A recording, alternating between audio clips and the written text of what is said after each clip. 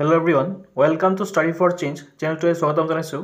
আজিৰ এই ভিডিঅ'টোত অসম পুলিচৰ লগতে ADD2ৰ বাবেও এই মেথছৰ কুৱেশ্যনকেইটা অতিকৈ ইম্পৰ্টেণ্ট হ'ব। এনেধৰণৰ কুৱেশ্যন পেপাৰে বাৰে বাৰে আহি থকা দেখা যায়, চ' আপোনালোকে ভিডিঅ'টো ভালকৈ চাব। আজিৰ প্ৰথম মেথছৰ কুৱেশ্যনটো হৈছে কুৱেশ্যনটো দি আছে 2170 rupees was divided between Lina, Meena আৰু Tina so that Lina's share is 3 times equal to Meena's share is 5 times. And Tina's portion is 2 times. Everyone will be a part.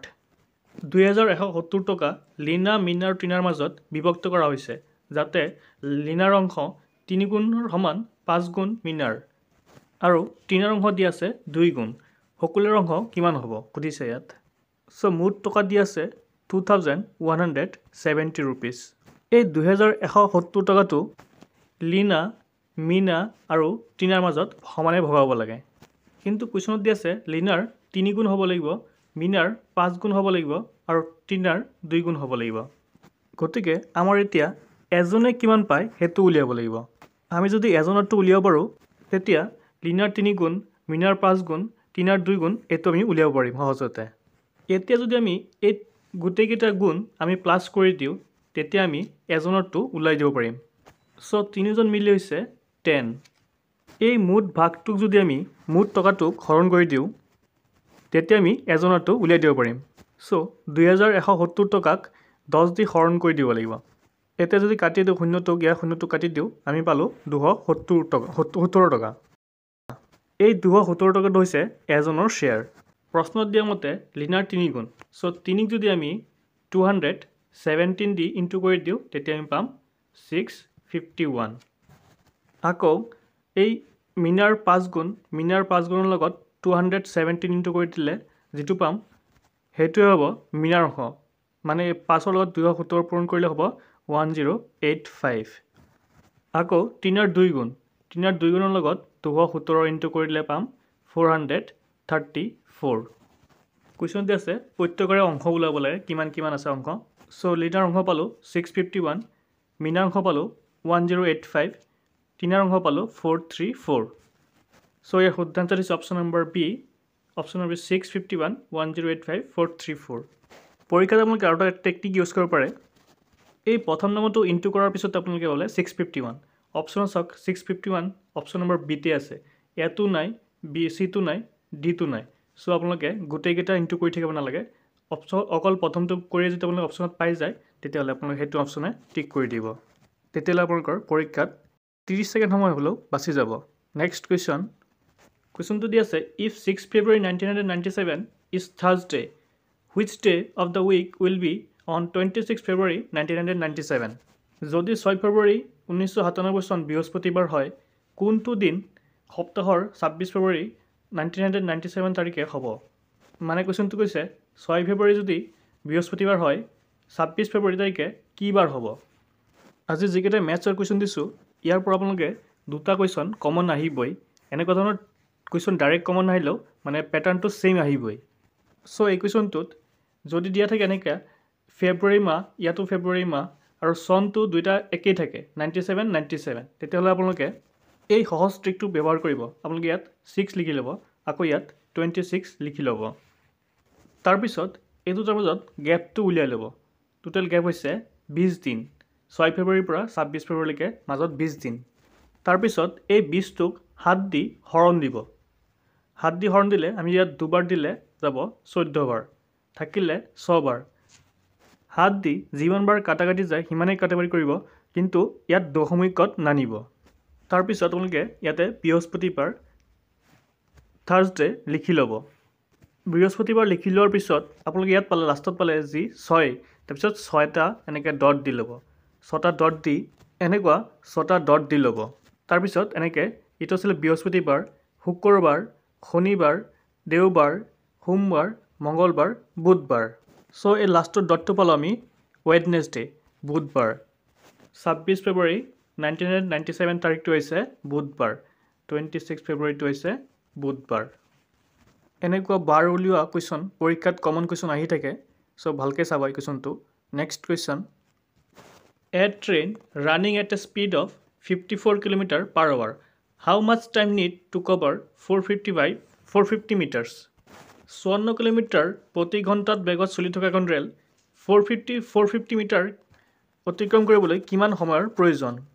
এনেকুৱা ধৰণৰ কুৱেশ্যন আহিলে সদায় আপোনালোকে এনচাৰৰ ইউনিটবিলাক চাই ল'ব। কিহত দিছে, মিটাৰত দিছে নে ছেকেণ্ডত দিছে নে কিলোমিটাৰত দিছে, এইটো মাষ্ট চাবই লাগিব। চ' আমি জানো স্পীড, ডিষ্টেঞ্চ আৰু টাইমৰ বাবে এটা ফৰ্মুলা আছে, স্পীড ইজ ইকুৱেল টু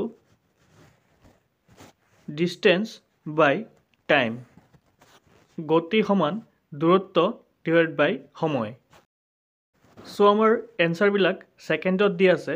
চ' আমাৰ এই 54 কিলোমিটাৰ পাৰ আৱাৰটোক ছেকেণ্ডত মিটাৰ পাৰ ছেকেণ্ডত কনভাৰ্ট কৰিব লাগিব।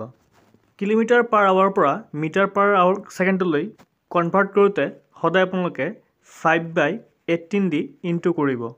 চ' আমাৰ স্পীড দিয়া আছে 54 কিলোমিটাৰ পাৰ আৱাৰত দি আছে।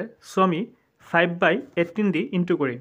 5/18 দি ইনটু কৰিব লাগিব। এতিয়া এইটো মিটাৰ পাৰ ছেকেণ্ডলৈ কনভাৰ্ট হৈ গ'ল। ডিষ্টেঞ্চ দি আছে, দূৰত্ব দিয়া আছে 450 মিটাৰ। আমাক উলিয়াব দিছে সময়। চ' এই টাইমটো যদি আমি ইয়াত লৈ যাওঁ আৰু এই স্পীডটো টিৰ ঠাইত আহি যাব, সময়ৰ ঠাইত। চ' আমি ফৰ্মুলা পাম T is equal to D/S। চ' ডিষ্টেঞ্চ দি আছে 450, স্পীড দি আছে 54 ইনটু ইয়াত তলত ওপৰত 5টো আছে, ইয়াত 5টো ইয়াত বহি যাব আৰু তলত 18টো ওপৰত গুচি যাব। ইয়াক কটাকটি কৰিলে আমি পাম 30 ছেকেণ্ডছ। কটাকটিটো আপোনালোকে নিজে কৰি ল'ব। চ' ইয়াৰ শুদ্ধ আনচাৰ হৈছে option number C, 30 seconds. 30 second হৈছে ইয়াৰ শুদ্ধ answer. Next question, 3 pipes A, B, C can fill up a tank in 4 hours, 6 hours, 12 hours accordingly. If all 3 pipes are open together, then what time it will full? 3টা pipe A, B, C এ 4 ঘণ্টা, 6 ঘণ্টা, 12 ঘণ্টাত এটা tank পূৰণ কৰিব পাৰে, মানে feel কৰিব পাৰে। যদি 3টা পাইপ একেলগে খোলা হয় তেতিয়া ই কিমান সময়ত পূৰ্ণ কৰিব বা ফুল কৰিব? কুৱেশ্যনত দিয়া আছে এ এটা পাইপটোৱে এটা টেংকি 4 ঘণ্টাত ফিল কৰিব পাৰে। সেই একেটা টেংকি বিৰ সময় লাগে 6 ঘণ্টা। আকৌ চিৰ সময় লাগে সেই টেংকিটো ফুল কৰিবলৈ 12 ঘণ্টা। চ' এই গোটেইকেইটাৰ আমি এলচিয়াম ওলাব লাগিব। 4, 6, 12ৰ এলচিয়ামটো মই ইয়াত উলিয়াই দিছোঁ। যদি কোনোবাই নাজানে এইটো এনেকৈ পদ্ধতিত কৰি ল'ব, আৰু যোনে জানে এইটো ভাল কথা। চ' এলচিয়াম হ'লে আপোনালোকে এই গোটেইকেইটা নাম্বাৰ ইনটু কৰিব লাগিব। 3, 2, 2। চ' আমাৰ এলচিয়াম হৈছে 12। টেংকিটোত মুঠ 12 লিটাৰ পানী ভৰাব লাগে। চ' আমাৰ চাব লাগিব এ 12 লিটাৰ পানী 1 ঘণ্টাত কিমান ভৰায়। চ' এতিয়া এৰ হ'ব 4 দি এইটোক হৰণ কৰিব লাগিব, 4 দি 3 বাৰ। বিয়ে 1 ঘণ্টাত 2 লিটাৰ আৰু চিয়ে 1 ঘণ্টাত 1 লিটাৰ পানী ভৰায়। চ' মুঠ পানী ভৰাই সিহঁতে 3, 2, 5, 6 লিটাৰ। এই 6 লিটাৰ পানীটো 1 ঘণ্টাত ভৰায়। চ' কুৱেশ্যনটোত কৈছে এই 3টা পাইপ যদি একেলগে খুলি দিয়া হয় তেতিয়া কিমান সময়ত ভৰিব? টেংকিটোত মুঠ পানী ভৰাব লাগে 12 লিটাৰ। চ' 1 ঘণ্টাত পানী ভৰাই 6 লিটাৰ। চ' আমি এতিয়া মুঠ পানী ভৰাব লাগে 12 আৰু তাক আমি 1 ঘণ্টাত ভৰাই 6, ইয়াক 6 দি হৰণ কৰিব লাগিব। 6 দি হৰণ কৰিলে পাম 2 ঘণ্টা। 2 ঘণ্টা সময় লাগিব। এ, বি, চি এই 3টা পাইপ যদি একেলগে খুলি দিওঁ তেতিয়া আমি 2 ঘণ্টাত এই টেংকিটো ভৰাব পাৰিম। বা আমি মুখতো ওলাব পাৰি, যদি 1 ঘণ্টাত 6 লিটাৰ পানী ভৰাই তেতিয়া 12 লিটাৰ পানী ভৰাবলৈ আমাক 2 ঘণ্টা সময় লাগিব। নেক্সট কুৱেশ্যনটো দি আছে A, B, C can do a work in 16 days. A and B together in 48 days. Find C will do in how many days? A, B, C এ 16 দিনত এটা কাম কৰিব পাৰে। A, B এ 48 দিনত একেলগে কৰে। C এ কিমান দিনত কৰিব? চ' আমি এতিয়া A প্লাছ B প্লাছ 3জন মিলি কৰে 16 daysত আৰু A প্লাছ B 2জন মিলি কৰে 48 daysত। এতিয়া আমাৰ ওলাব লাগে চি এ কিমান দিনত কৰে। গতিকে আমাৰ এতিয়া 16 আৰু 48ৰ এলচিয়াম ল'ব লাগিব। 16 আৰু 18 মানে এই দুটাৰ এলচিয়াম ল'লে আমি মুঠ কাম কিমান কৰিব লাগে সেইটো উলিয়াব পাৰিম।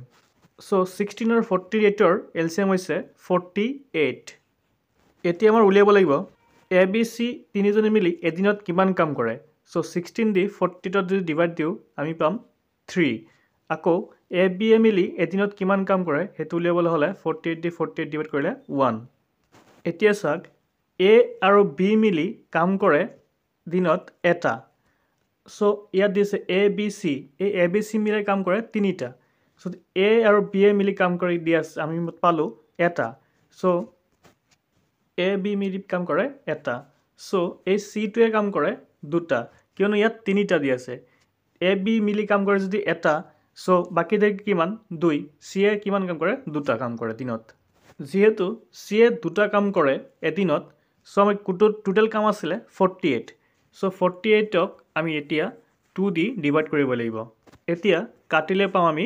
24 ডেজ লাগিব সিৰ অকলে কাম কৰিলে সো ইয়াৰ শুদ্ধ আনসাৰ হৈছে অপশ্যন নম্বৰ সি 24 ডেজ লাগিব সিৰ অকলে কাম কৰিলে গোটেইখিনি কাম কৰিলে নেক্সট কুৱেশ্যন আজিৰ এইটো লাষ্ট কুৱেশ্যন আপোনালোকে পৰীক্ষাত সিম্পলিফিকেশ্যনৰ পৰা এটা কুৱেশ্যন পৰীক্ষাত আহিবই সো এইটো এনেকা ধৰণৰ সিম্পলিফিকেশ্যন চাই যাব এই সিম্পলিফিকেশ্যনটো কৰিব হলে আপোনালোকে এই 48 টো আৰু 147 টোক ভাঙিব লাগিব সো এটা ভাঙিবলৈ হলে আমি 48 কি দি ইনটু কৰিব পাৰি হেতু জানিব লাগিব 16 আৰু ইনটু 3 যদি কৰো আমি পাম 48 এটো এটা লব পাৰো আকৌ 147 টো হৈছে 49 ইনটু 3 এটো কৰিলে 147 পাম এতিয়া 7 root over 16 into 3 লিখিব লাগিব plus 7 root over 49 plus into 3 এতিয়া সলভ কৰিলে 7 ৰ লগত এই 4 টো এই 4 স্কয়াৰ হৈ যাব 4 স্কয়াৰ কৰিলে ইয়াত বাহিৰত ওলাই আহিব root over 3 টো ভিতৰতে থাকি যাব প্লাস এই 7 টো এনেকৈ থাকিব আৰু এই 49 টো 7 স্কয়াৰ কৰিলে 7 টো বাহিৰত ওলাই আহিব সো 7 ইয়াত থাকিব root over 3 থাকিব এতিয়া আমি পালো 7 into 4 হল 28 root over 3 plus এই 7 to 7 হৈছে 49 root over 3 এতিয়া এই দুইটা প্লাস কৰি পাম আমি হল 77 root over 3 সো ইয়াৰ শুদ্ধ আনসাৰ হৈছে option number P 77 root over 3 আজিৰ একেটা কুৱেশ্যন আছিলে যদি ভিডিওটো চাই ভাল লাগিছে প্লিজ লাইক শ্বেয়াৰ সাবস্ক্ৰাইব কৰিব থ্যাংক ইউ ফৰ ওয়াচিং